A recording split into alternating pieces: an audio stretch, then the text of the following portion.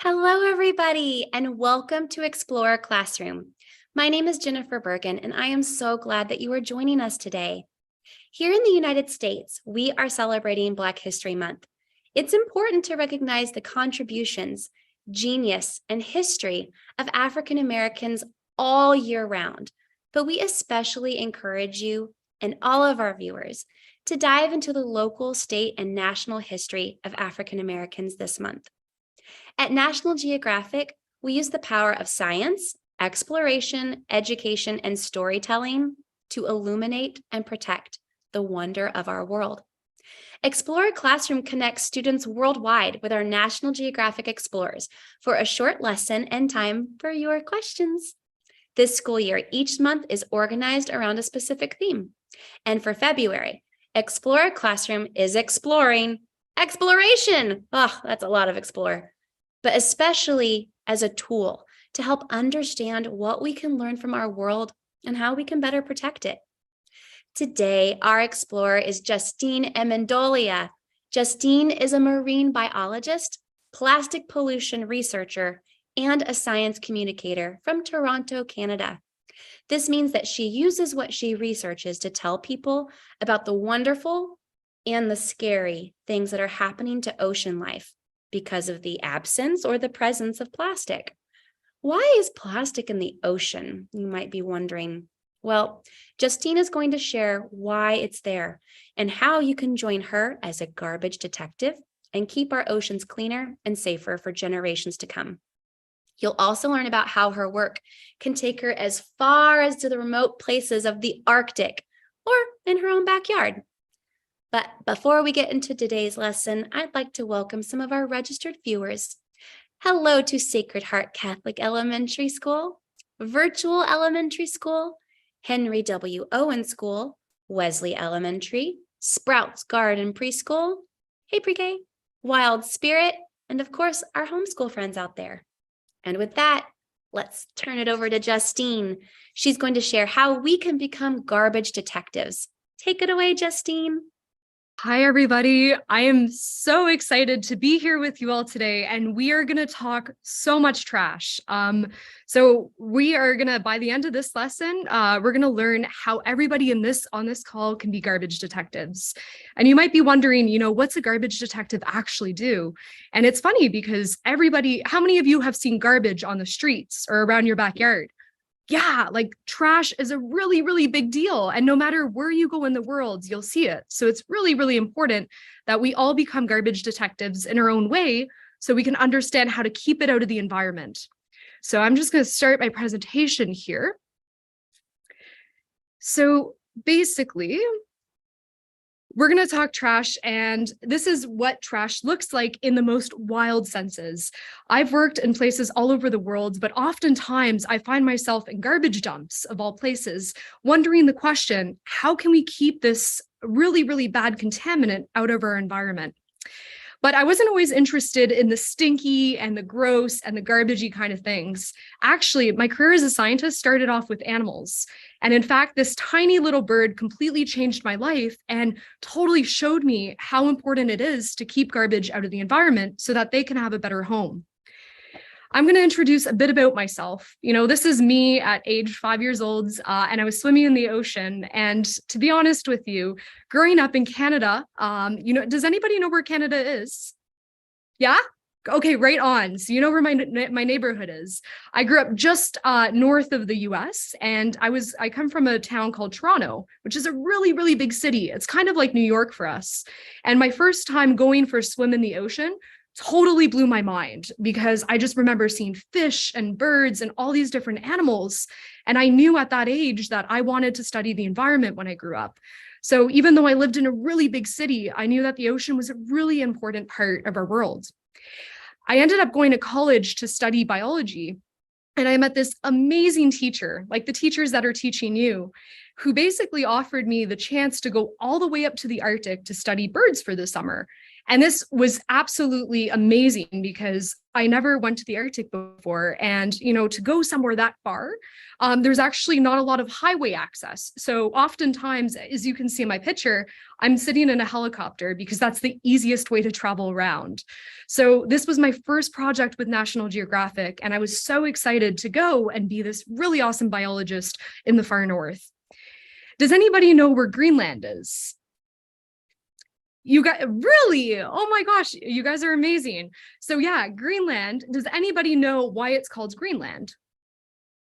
I'm getting hands. Is it because there's a lot of trees up there? No, there's not too many trees and not that much grass. Actually, you can see from the picture, Greenland is mostly glaciers. So it's really cold up there. But during the summer, things warm up a bit. So a lot of animals actually come and they nest out there. So the birds I showed you before will come and form these massive seabird colonies, thousands and thousands of birds, all kind of relaxing and chilling and hanging out on the land. And this is a great time for scientists to go and make visits to them because they can study them really up close. So when I went up to Greenland, you can see the birds live all the way up on this cliff. They were literally on top of a mountain. And can anyone guess where we were staying? Were we staying up on the cliff with them? Jennifer's like, yes, we were. Nope, we were down on the bottom. So can you imagine commuting every single day with no elevator, no school bus, no car, walking up a cliff? So basically, that's how we ended up going to see the birds. We were staying in a really, really tiny cabin. This cabin didn't have any electricity, so you couldn't flick the lights on. You couldn't open a tap and get water. You had to do everything by hand, which is an amazing experience. For the full month that we were there, we weren't eating fresh fruits and vegetables because remember, we came by helicopter, so it was really hard to bring stuff with us. What we ate every single day, can anybody guess? I'm hearing bread, tomatoes, no? Just shout it out. Avocados, no avocados. We were eating canned fish every single day for breakfast, lunch, and dinner. It was so gross. We drank our water from big icebergs that we had to shovel the snow into buckets and melt ourselves because, again, the taps didn't work. And I want to show you one of my favorite spots in the entire world, our bathroom. This is the toilet that we used every single day when we were in the fields. Does anybody know why it's dangerous to use a toilet like this? I'm hearing no running water. That's a good one. But what you have to think about is because we're in the high Arctic, there's a lot of polar bears up there. So when you're using the toilet, you also have to defend yourself and see if there's any polar bears that want to come and eat you while you're pooping. So it's a really, really messy job to just even use the washroom up in the fields. So back to the birds, enough about pooping and random toilets, but these birds were absolutely beautiful. If you haven't heard of them before, they're called little auks, and they're about the size of a coffee thermos, and they look like miniature penguins. But what's really cool about them is they can fly really long distances. And this is really interesting for biologists because animals that move a lot can tell you a lot about how the environment's changing. And I was really curious about what happens if we put these little backpacks, these little electronic battery-like backpacks on the birds to see where they're going. And I was going to do my first project on this.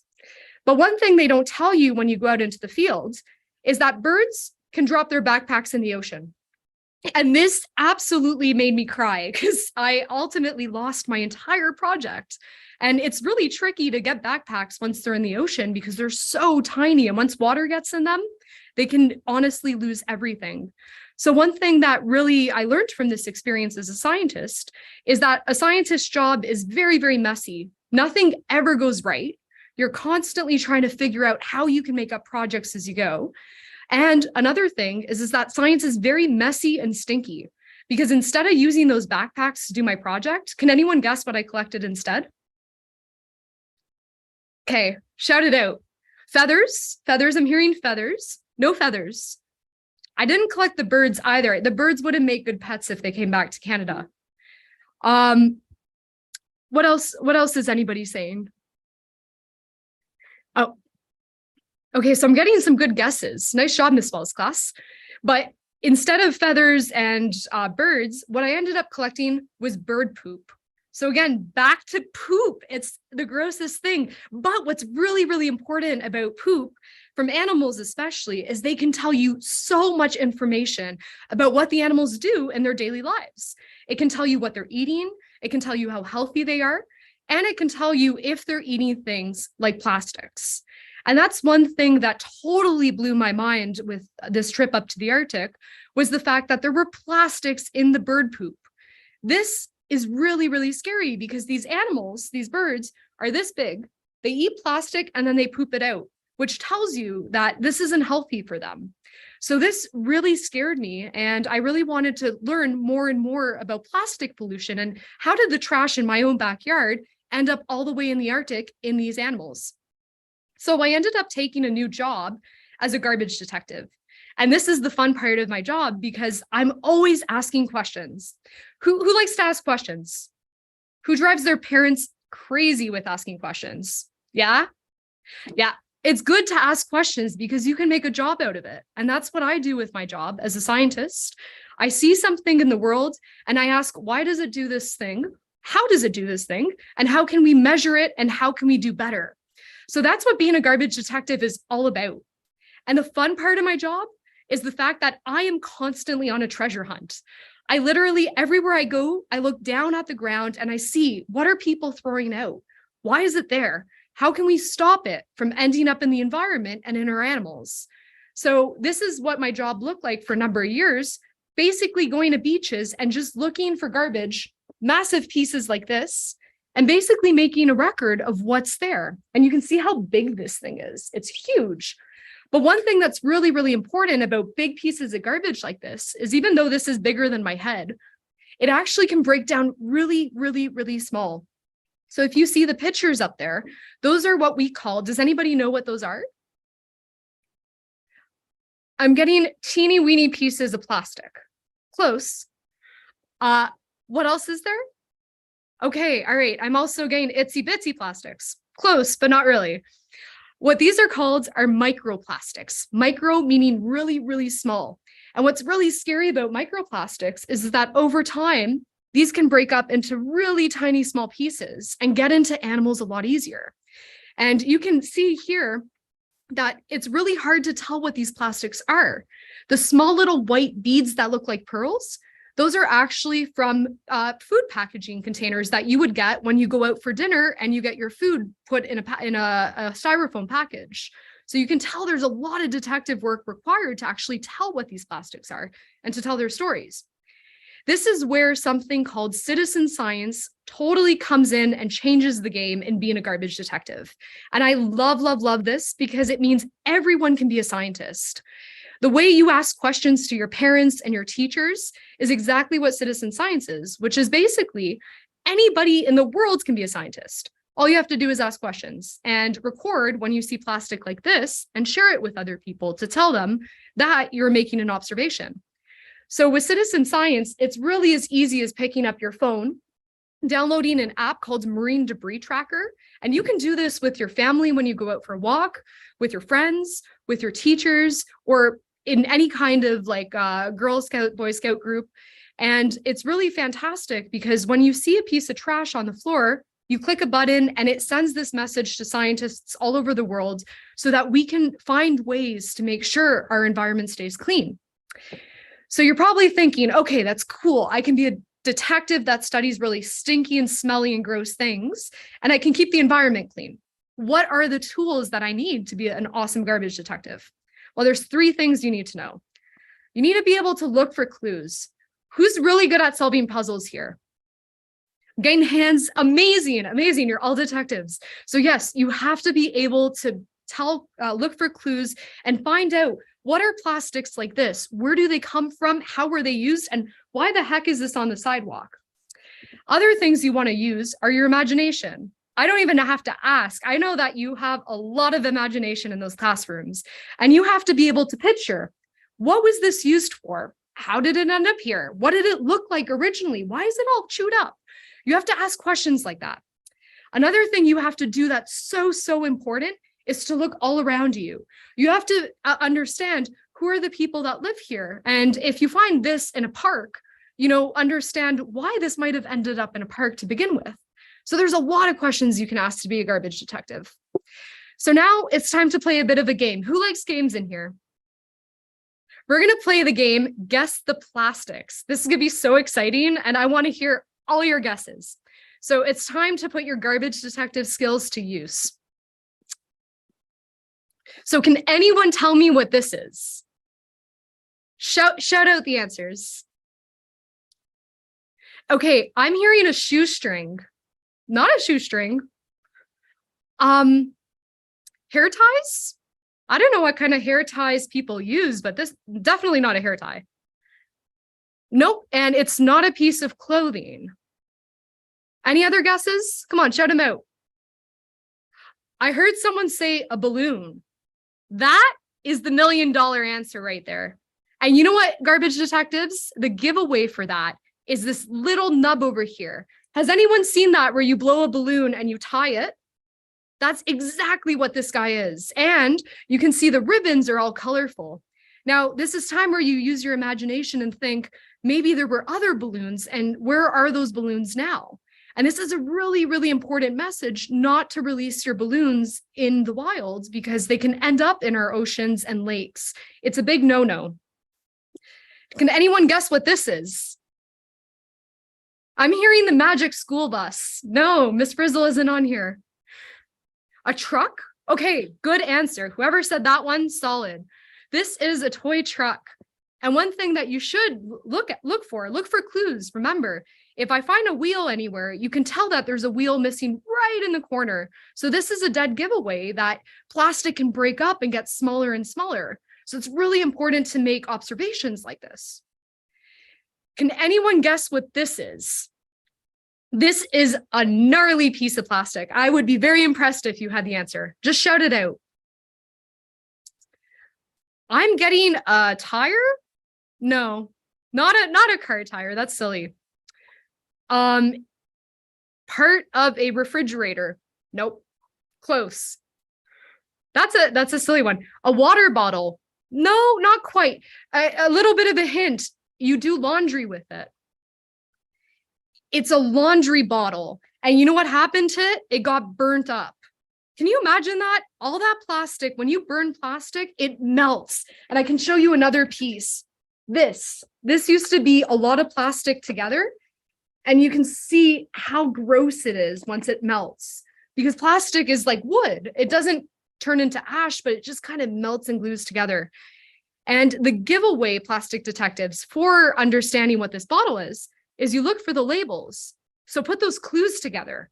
And up here, that's the lid from the bottle. So you have to be very, very careful when you look at these plastics to tell what they are. Can anyone guess what this is? Face mask. Yeah, good guess. That was right on the first go. These are face masks. And one thing too, look around in the picture. This is in the middle of a big city. Lots of people wearing masks mean a lot of masks on the ground. So that's also another giveaway. Can anyone tell me, are these real plants or fake plants? I'm getting real? Do they look real? Wow. These actually, my friends, are plastic plants. Can you believe it? I was so excited when I saw these on the ground and I thought they were real flowers, but actually these are all plastic. And what's really scary is that they can break up into really tiny pieces, and they're really confusing for animals because animals might think they're real and use them in their nests. This is the last one, garbage detectives. Can anyone guess what this is? I'm getting string. Close, but no. I'm getting seaweed? That's a good guess. There is seaweed on the little threads. But actually, this one's really floss for your teeth. No. The tooth people did not plant floss all over the beach. But one thing that you can look at is look how small they are. They're so tiny. And this is where you have to be a really good detective. This is fishing rope. And when people go out fishing, you can see that the rope goes through a lot. It gets torn up and the ocean beats it up over time and it puffs up and it gets really big and then it goes poof. And then all those little threads come off. So you can see being a garbage detective isn't hard. It's just really about using your problem solving and puzzle solving abilities to really understand what kind of plastics you're looking at and to be able to tell their story over time. But my friends, this was so much fun, and I can't wait for your questions. So let's talk some trash. Thank you so much. Well, Justine, thank you so much for your expertise. And just by show of hands, how many of you are ready to start being detectives about the garbage in your community? Yeah, I'm so glad to see that. Justine, thank you for your time. What a pleasure. Thank you all so much. You absolutely made my day, and thank you for being detectives with me. And I want to thank all of our students, our viewers, our teachers. Thank you so much for joining us today. And I hope that you'll join us for more events. Our next event for this age group is going to be Monday, March 6th, with explorer Ricardo Roca. And he's going to teach you all about how he researches bats. Ooh, let's get batty with it. So go ahead, register for the next event and more. We've got a huge calendar for you to choose from. You can even request to be featured on screen like some of the classes here today. Educators, I hope that you check out the resources that we offer. We've got an Explorer Mindset and Action Guide and a teacher edition linked to every single episode. So you can even find out what we recommend today for Justine's show and what we recommend for every show. It's a little bit different each time. Well, to everyone out there, thank you for joining. Stay curious, keep exploring, and go be garbage detectives. Bye, friends.